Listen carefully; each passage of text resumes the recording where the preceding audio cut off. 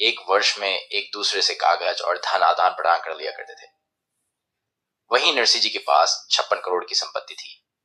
यदि आज के समय से अनुमान लगाएं तो अरबों खरबों की संपत्ति थी और धन इकट्ठा करने के चक्कर में वो इतना कंजूस हो गए थे कि वह चवन्नी भी दान नहीं करते थे। लेकिन परमात्मा तो परमात्मा ही होता है। उन्होंने उस प्यारी आत्मा से माया का वह जाल छुड़वाया जो कि उसके जीव का जंजाल बना हुआ था। एक दिन सेठ नरसिंह की पत्नी ने कहा कि हमें आप गंगा स्नान करवा कर लाइए। लेकिन नरसिंह सेठ कहने लगा, क्यों पैसे बर्बाद करती हो, यही नहा लो, क्या रखा है वहां, इतनी दूर जाओगी। नरसिंह ने सोचा अगर ये वहां जाएगी तो 10 से 20 रुपए खर्च होंगे। जब नरसिंह की पत्नी ने नरसिंह से ज्यादा कहा तो नरसिंह जी ने सोचा अब यह मुझे ज्यादा दुखी करेगी, सिर में दर्द रखेगी। ऐसा सोचकर वह पत्नी के कहने से गंगा स्नान के लिए चल पड़ा। जब वे गंगा में जाकर स्नान करने लगे, इतने में ही पूर्ण परमात्मा कबीर साहिब जी ने वहां साधु रूप में प्रकट होकर उन्हें श्री कृष्ण की महिमा सुनाई, क्योंकि नरसिंह और उसकी पत्नी कृष्ण जी के पुजारी थे। आप इस लेख को पढ़ते रहिए, धीरे धीरे आपको प्रमाणों से समझ में आ जाएगा कि परमात्मा ने उनके सामने श्री कृष्ण जी की महिमा क्यों गाई थी। कबीर साहिब ब्राह्मण रूप बनाकर आए और कहने लगे, सेठ नरसिंह जी, गंगा स्नान करने आए हो तो कुछ दान करो, क्योंकि जैसी परंपरा बना रखी थी उसी को आधार बनाकर परमात्मा ब्राह्मण रूप में बोले। नरसिंह सेठ बोला, मेरे पास पैसे थोड़े ही हैं, आप जाओ किसी और से ले दो। परमात्मा कहने लगे, सेठ जी वैसे ही नहाने से क्या फायदा, कुछ दान किया करो। नरसिंह की पत्नी कहने लगी, दे दो ना एक 2 रुपए दान ब्राह्मण को। नरसिंह ने अपनी पत्नी से कहा, नहा ले चुप करके यहां तक ले आया, ये कम थोड़े है, यही बड़ी बात समझ तू, पैसे दान कर दे। पैसे कहां से आते हैं, मैं यहां ज्यादा पैसे थोड़ी लेकर आया था। अंत में भगवान ने कहा 8 आने दे दे। नरसिंह बोला, मेरे पास 8 आने भी नहीं। भगवान ने बोला, 4 आने का तो कर दो दान। वह कहने लगा, मेरे पास 4 आने भी नहीं है। नरसिंह कहने लगा, 1 टका दूंगा, सिर्फ 1 टका। परमात्मा ने कहा, चलो 1 टका ही दे दो। नरसिंह बोला, 1 टका तो दे दूंगा, लेकिन मेरे घर आना पड़ेगा, यहां मैं थोड़ा ले आया हूं। भगवान बोले, चलो घर पर दे देना। जब सेठ नरसिंह जी गंगा से स्नान करके अपने घर पहुंचे तो पीछे से ब्राह्मण वेशधारी कृष्ण जी ने जाकर सेठ जी के द्वार खटखटा दिए। दरवाजे पर नौकर आए। नौकरों ने पूछा, क्या बात है ब्राह्मण जी। ब्राह्मण वेश में भगवान बोले, आपके सेठ ने मुझे 1 टका दान किया है और उसने मुझे घर आकर लेने के लिए कहा था। नौकर ने जाकर सेठ जी से बताया कि सेठ जी एक ब्राह्मण आया है और कह रहा है कि आपने गंगा पर उन्हें 1 टका दान देने के लिए कहा था, वही लेने आया है। अब नरसिंह ने सोचा, यह तो बड़ा ही ढीठ है, मेरे पीछे पीछे आ गया। सेठ नरसिंह ने नौकर से कहा कि ब्राह्मण से जाकर बोल दो, आज सेठ जी थके हारे हैं, कल देंगे। नौकर ने आकर ब्राह्मण को संदेश सुना दिया।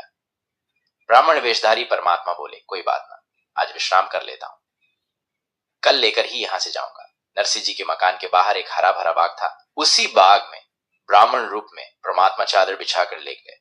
सुबह उठते ही परमात्मा ने फिर सेठ जी का दरवाजा खटखटा दिया और ब्राह्मण रूपी भगवान ने नौकरों से कहा कि सेठ जी से कहो कि वह मेरा 1 टका दे दे।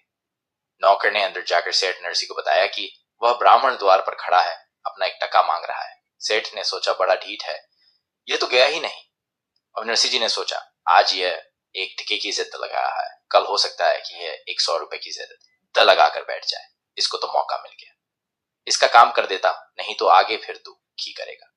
नौकर से नरसिंह सेठ ने कहा, ब्राह्मण से कह दो कि हमारे सेठ जी सफर से आए थे, इसलिए बुखार हो गया है और जब ठीक हो जाएंगे तब आपका 1 टका दे देंगे। ब्राह्मण ने कहा, बार बार तो आ नहीं जाता, कोई बात ना, 1-2 दिन और इंतजार कर लेते हैं, अब पैसे लेकर ही जाऊंगा। भगवान दिन में घूम फिर आए और शाम को आकर सेठ जी के बाग में लेट गए। नरसिंह जी ने 1 दिन देखा, 2 दिन देखा, 3 दिन देखा, फिर नौकरों से पूछा कि वह गया कि यहीं पर है। नौकर कहने लगे कि वो तो यहीं सामने बाग में बिस्तर लगाए बैठा है और कह रहा था कि बार बार तो आया नहीं जाता, अब लेकर ही जाऊंगा। अब नरसिंह सेठ जी ने सोचकर कहा कि ब्राह्मण से कह दो कि सेठ जी बीमार थे, उनकी मौत हो गई। नौकरों ने जाकर ब्राह्मण रूपी भगवान को बताया कि हमारे सेठ जी बीमार थे, जिस कारण उनकी मृत्यु हो गई। ब्राह्मण रूप में आए परमात्मा ने कहा, यह तो बड़े दुख की बात है, सेठ जी बेचारे गंगा स्नान करके आए थे। फिर भगवान बोले, कोई बात नहीं, यहां तो मरना जीना लगा रहता है, मृत्यु तो हो ही गई है, तो अब मैं सेठ जी का अंतिम संस्कार करा कर ही जाऊंगा। नौकर ने नरसिंह सेठ से आकर बताया कि ब्राह्मण तो बोल रहा है कि मैं अंतिम संस्कार करा कर ही जाऊंगा। नरसी जी ने कहा कि तुम लकड़ी ढोना शुरू कर दो, शायद उसके समझ में आ जाए कि वास्तव में मैं मर गया हूं। तो नौकरों ने लकड़ियां ढोना शुरू कर दिया। विचार करने वाली बात है कि यदि शहर नगर का इतना बड़ा धनी सेठ मर जाए तो पूरा शहर इकट्ठा हो जाया करता, लेकिन सेठ जी ने अपनी अल्प बुद्धि से परमात्मा, जो पल पल की जाने वाला है, उसे भगाने के लिए ये तरकीब लगाई। वहां पर वह 4 नौकर लकड़ी ढो रहे हैं। जब नौकरों ने लकड़ी ढो ली तो नरसी जी ने पूछा कि वह गया या नहीं। नौकरों ने बताया वह भी एक लकड़ी हाथ में उठाए हुए है और श्मशान घाट की तरफ जाने को तैयार है। और नरसी जी कहने लगे, तुम मेरी नकली अर्थी तैयार करो। उसमें सेठ जी लेट गए और अर्थी को लेकर चारों नौकर चल पड़े। सेठ नरसी जी ने नौकरों से बोला कि तुम लोग आग मत लगाना। सेठ जी को नौकरों ने चिता के ऊपर रख दिया।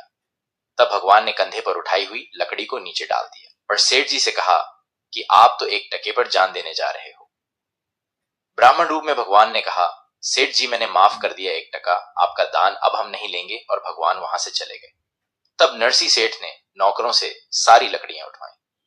वह माया के चक्कर में इतना कंजूस हो गए